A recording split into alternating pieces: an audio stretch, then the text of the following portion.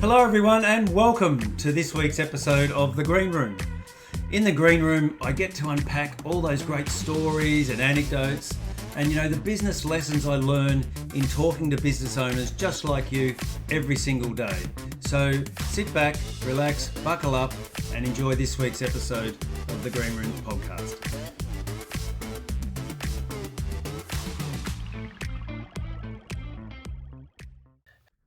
Hello everyone and welcome to the Green Room podcast.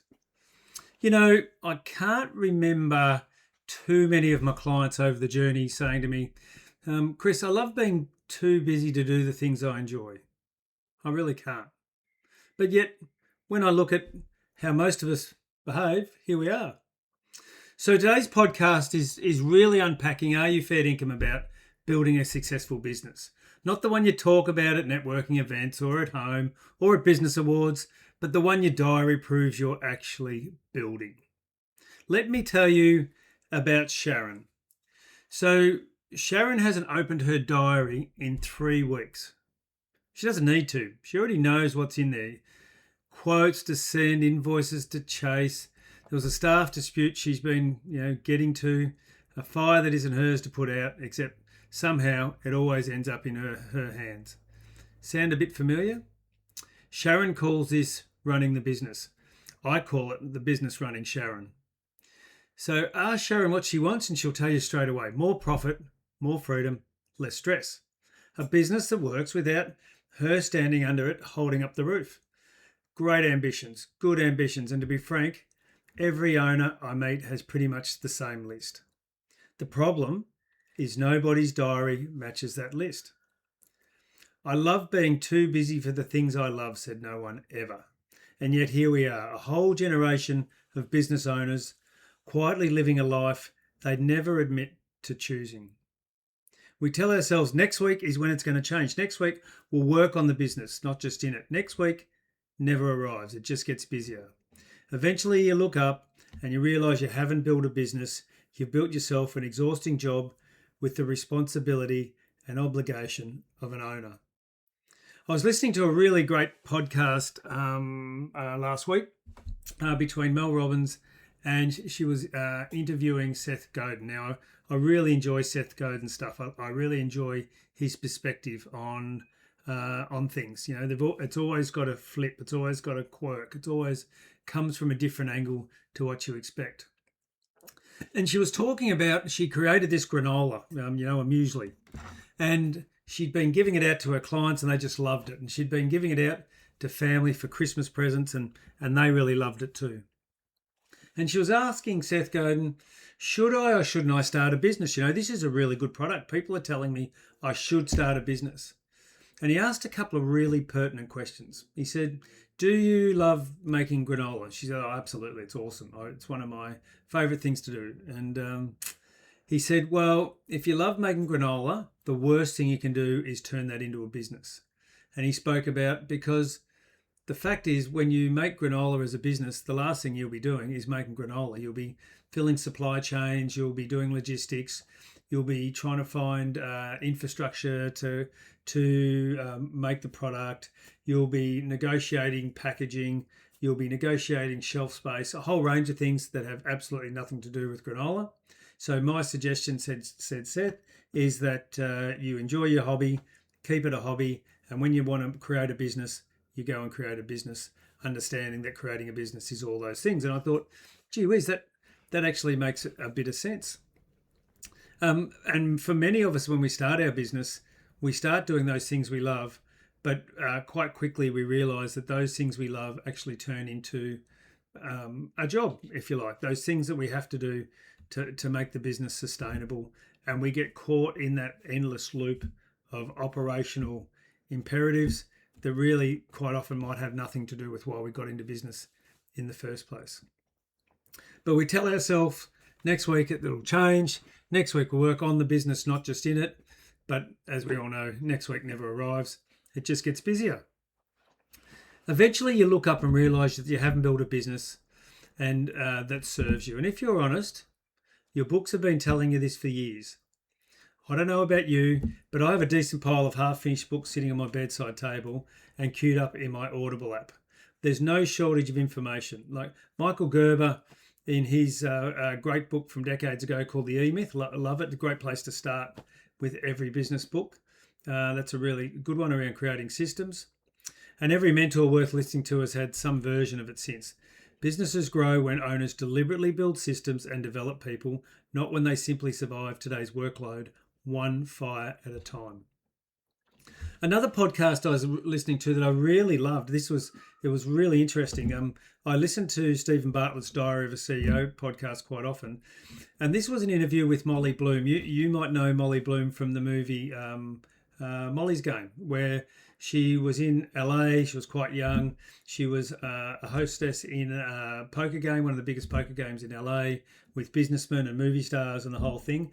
And eventually, in a reasonably short time, she actually took over the game, reinvented the rules around luxury hotels and Cuban cigars and all the best chefs come bringing food into these guys, and created her own model of it. And then over time, then transitioned from LA for a range of reasons to New York, started again, and was able to build probably the world's largest, most affluent poker game. So she's seen people at the absolute worst and absolute best, and incredibly entrepreneurial. And so I had 4 really key takeaways from the conversation. I think it went for about an hour and 20. The takeaways are not about the poker stories. I don't mind poker. I quite like it, but it's not about that. They're good, but it's for what she said and learned watching extraordinarily successful people make decisions under real pressure. And over many, many years, over thousands and thousands of poker hands. And 4 things stuck with me. All 4 apply just as much to a business owner like Sharon as they do to a high stakes poker table. Number 1, they're willing to fail. Look, we hear this all the time. Michael Dell's book, Play Fair But Win, talks about failure as a part of success. We've heard it all many, many times. We know this, but in the moment, it's we don't lean into this more than as much as we should. But the people who are most successful from this podcast interview were willing to fail, not because failure feels good, but because they understand that progress requires it. The learnings that come from failure, the iterations that come after failure, where we tweak and we remodel and we learn and we get better, is just priceless. I worked with a client who'd run the same pricing model for 11 years because that's what we've always done. Changing it absolutely terrified him, and I get that. What if clients walked? And by the way, when we did change it, some did, but more stayed at a price that finally reflected the value he delivered. He didn't know it would work, but he knew that not trying guaranteed it wouldn't. As Michael Jordan said, you miss 100% of the shots that you don't take. So owners who refuse to risk failing usually refuse to grow. There's no third option. They get stuck. So that was number 1. The second thing I took away from the podcast was that they have a deliberate relationship with risk. This is really important. It's not reckless. It's not frozen. It's calculated. The best operators I know gather the information, weigh what they lose, make the call and commit to it instead of second guessing the decision every time it gets a bit uncomfortable. That's the difference between a gambler and an owner who's actually building something. They are taking calculated risk. Everyone must have a relationship with risk in a business world, but those that take calculated risks rather than reactive risks or risks based on emotion are the ones, according to Molly Bloom, that actually ended up ahead. Number 3, the world is far more negotiable than most people believe. She used the term malleable in the podcast. So how many times have you heard, that's just how our industry works? So the one I'm hearing a lot at the moment, when I say, can we increase the budget by 10%? Can we increase sales by 10%? Can we push into this new market and start to see what we need to learn about that market? And I'm hearing, that's not how industry works, or that's not our model, or the market is in a really bad place, so there's no point trying. Okay, really? Or has everyone simply agreed not to question it? Has everyone decided that there's no point trying because I might get rejected? That is uncomfortable. I get that. There's no point trying because I might look silly. Yep, and that is uncomfortable. I get that. But Michael Jordan is absolutely right. You miss 100% of the shots that you don't take. Every genuinely great business I've worked with has broken a rule nobody else has bothered to challenge. They've redesigned the buying process. They've changed how they price. They've found a niche that competitors didn't know existed because they'd never stopped to look. They supercharged their tendering team to go after bigger and differentiated projects. So the walls are rarely as solid as they look from the inside. And in the Molly Bloom interview, she said the world is more malleable than you understand. And I really like that. And that's what she learnt from billionaires, watching them and listening to them for all those years.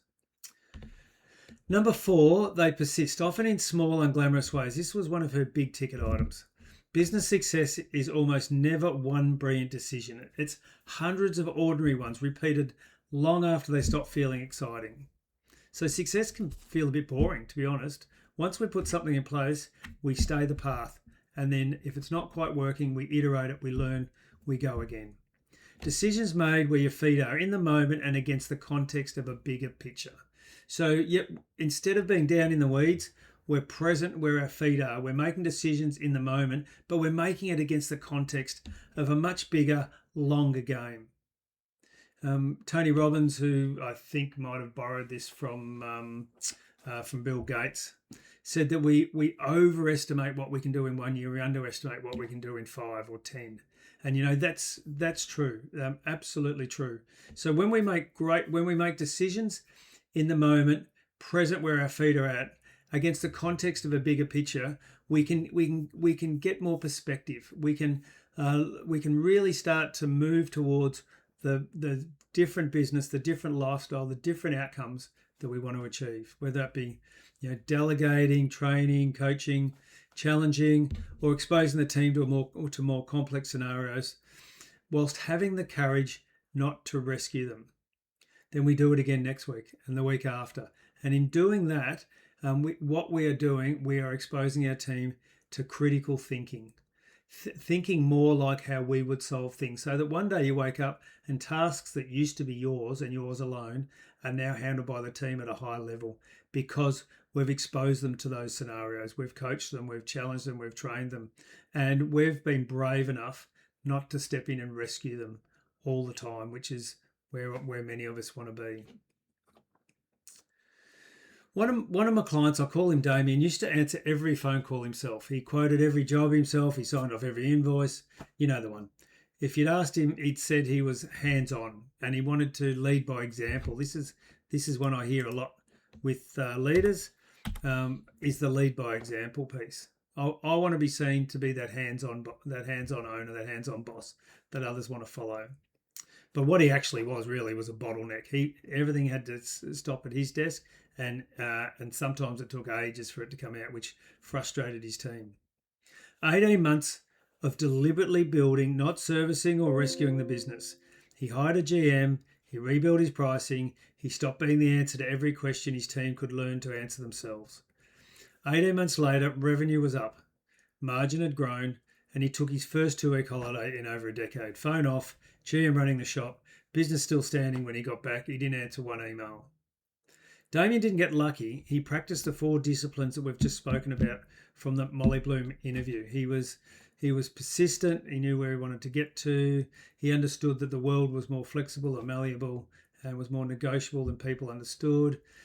He took on a very deliberate relationship with risk. It was calculated. He got his team to do things that he would do, and he put in safeguards around that as best he could, but he didn't rescue them. He let them fail sometimes in little scenarios that taught them how to go about it in bigger scenarios. So he enabled them to fail. All those things that Molly Bloom talked about, that she saw in a poker room amongst billionaires, about highly successful actors, about business titans were in that room. And she watched how they went about it. And these were the 4 things that I took away from her interview, which was really good. So where does resilience or sticking at a task really, grit, where does that belong on our Molly list of the 4? Well, I think resilience is what you end up with once you practice the other 4 for long enough. You become resilient because you've learned to fail without quitting, because you've taken calculated risks, you could actually justify, because you've discovered that the walls weren't load bearing after all. They were more flexible than you could imagine, because you kept going after everyone else got distracted. So here's my question to you. I'll ask again. Are you fair income about building a successful business? It's a real question, and I want you to sit on it. Are you fair income about building a successful business? Because I hear people say they are a lot, but their actions don't align.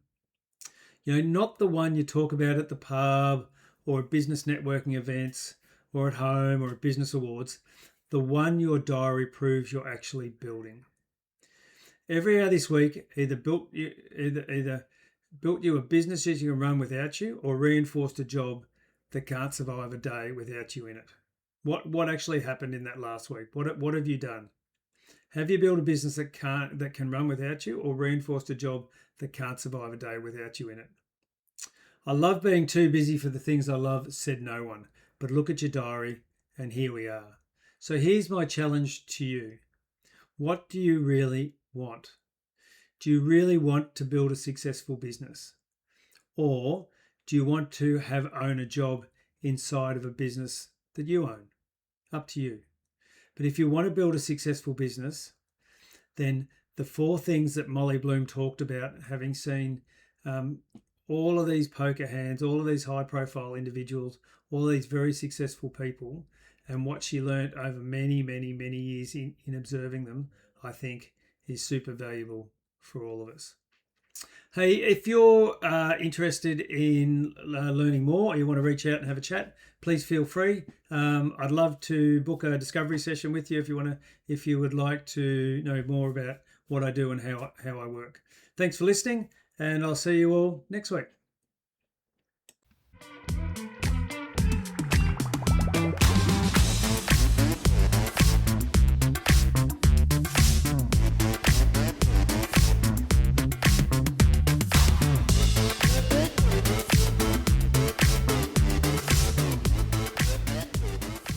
If you like this episode of the Green Room podcast, I invite you to jump on my website, chrisgreen.au, and check out other episodes. Also, I have a fortnightly newsletter and videos. So jump on board and check it out.